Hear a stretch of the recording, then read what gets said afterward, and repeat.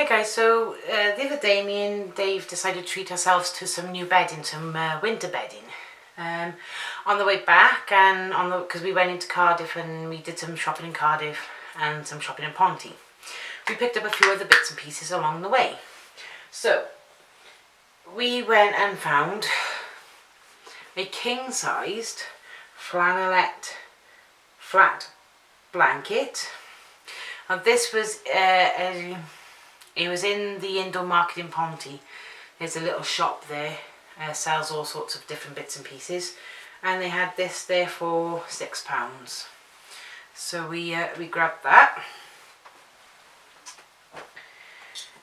and in pound stretchers they had a double fitted blanket, flannelette blanket. This was £5 on sale. End of stock sale, I believe it was. So that was a really cool find because we needed new double bedding. Now this was also in pound stretchers.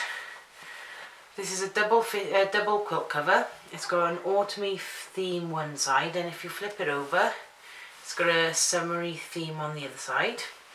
Now this was £10 in pound stretchers. Again, end of sale stock, or end of stock sale or something like that it was. That was quite cool. Very heavy as well. Very heavy. Ah! Dimitri's attacking my pillowcase. Yeah. Ouch! Don't hit mummy. Now this is a flannelette pillowcase, or brushed cotton as some people like to call it, because I had one until recently when somebody decided to tear it to shreds. So I had to buy myself a new one. This was £3 from the same place as the flannelette blanket. Now across from there you have the tool station, tool shop in the indoor market. And there's a place there that sells underwear and pyjamas, and the lady there has these really cool pure cotton and lace software bras. They're usually £6.99 each, but they were £6. They were £12 for the two of them. And they also have this like rubberized inside so they don't slip. Excuse me. Stop attacking my stuff. So I got one in white and one in black. Pure cotton, so because I can't wear nylon, I'm allergic to nylon.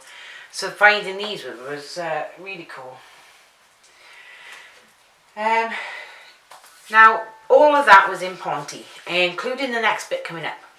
Because we have a swine, ouch! We have a little swine who keeps going to all the furniture. Stop it! So we decided to go and buy him 2 of these. It's got a little mousy toy on it. It's got the proper scratchy post. And then this fleece part. These were £16.99 each, and we bought 2 of them. But Swinestein is still using the furniture to scratch on. Here, have a play with this scratching post. He's still using the bed. Stop. Now, they were in the pet shop in Ponty. These were in B&M.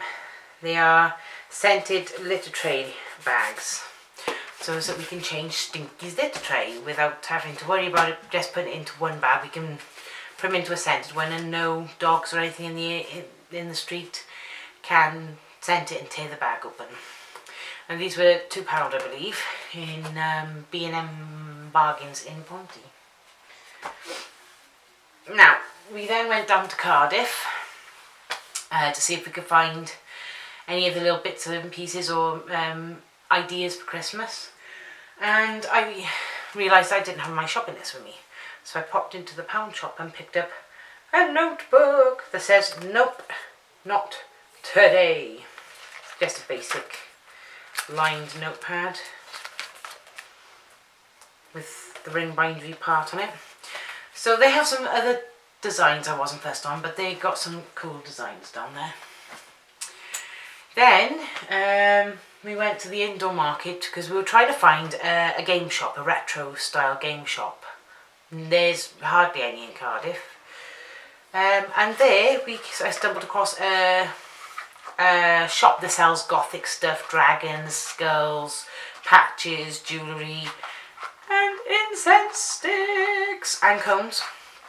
These are Satia French lavender. They smell gorgeous. They're $1.29 a pack. They're absolutely lovely. But they do several other scents. They do Arabian musk, mystic rose, Egyptian jasmine, patchouli, French lavender, sandalwood, dragon's fire, which I've got in the cones. They're beautiful. Vampire's blood, also have those. They're amazing. Aura cleansing, tantra, Buddha's blessing, prana, chakra, neem forest, black champa, and darshan.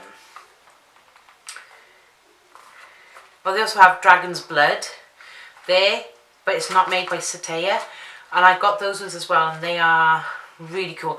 They're very strong, whereas these ones are a lot more subtle, but they're lavender, so they're supposed to calm things down and make things feel more relaxed. So I bought 2 boxes at $1.29 each box, and then we had a cup of coffee where one of the ladies told us where to find this shop. On the way there, we found out that shop was shut. But next to it was an antique shop. I can't remember the name of it. But they sold some vases. And I really need a vase because my lilies are in a pint glass. It looks rubbish. So, we found a really cool glass, like angly shaped glass vase, I suppose you call it. This was £10. It was listed as crystal, but I think the crystal one was actually next to it and somebody swapped the tags. I got a feeling this shouldn't have been £10 because it's only glass. But it doesn't matter. I really liked it. We picked it up. It's really cool. But on the way to go back out, didn't see it on the way in, but going back out, I saw this one.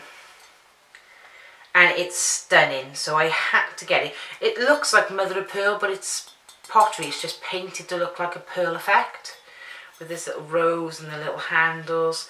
But it has actually got a seal on the bottom. And it says, I don't know because it's really smudged, 1946. I can't read the rest. But as you can see, it was £21. But it's beautiful, so I don't mind paying that when it's something that's really unique like this. So we spent £30 roughly on vases. But when we got back to Ponty, I decided I wanted to have another walk around before we came home, and I went into River Island. And if you can see that, here we go, River Island purse. And it's like a case, but it's got material on it, like you can see. The River Island logo. At the back here, you've got another River Island logo. Then you have 2 pouchy bits there, a flappy middle coin purse, 2 flaps by here for notes, and loads of card sections. Both sides, I believe. Yeah, both sides card sections, and an ID wallet, which is the reason I bought it, because a couple of times in the last week I've had not my usual, but I've had a bus driver ask to see my disabled bus pass, because I scan it and I usually go and sit down, but this one wanted to see my bus pass. He did it 3 times last week, and then on the Wednesday turned around in front of an entire busload of people and asked me, why do I have a disabled bus pass? I don't look like I've got anything wrong. Now, I didn't care that much. I turned around and said, well, I can't see dangers for myself because of my Asperger's. To his response of, then you don't really need it because you're just a thickie. So I took a bit of an offence for that, and I got off the bus and waited for the next one. I had to wait half an hour for another bus. That bus driver was my usual bus driver, and I told him what happened. It turns out what the bus driver did was actually illegal. So I've added this bit to the end of my video to let people aware that if a bus driver asks you what disability you have the right to turn around and say it's none of your business. Please do, because I don't think it's right for a bus driver to ask what your disability is just because it's not visible. Most disabilities are not visible. Mental health is not visible, heart disease is not visible, diabetes is not visible. And they are all disabilities. Autism sometimes is, but mostly isn't, especially if it's Asperger's or anything like that. But thank you for watching my video, guys. Sorry about the rant at the end, but I thought it best to put it out there that with disabled people, they don't always have visible disabilities. Thanks for watching my video, and I'll see you all in my next one. Bye bye.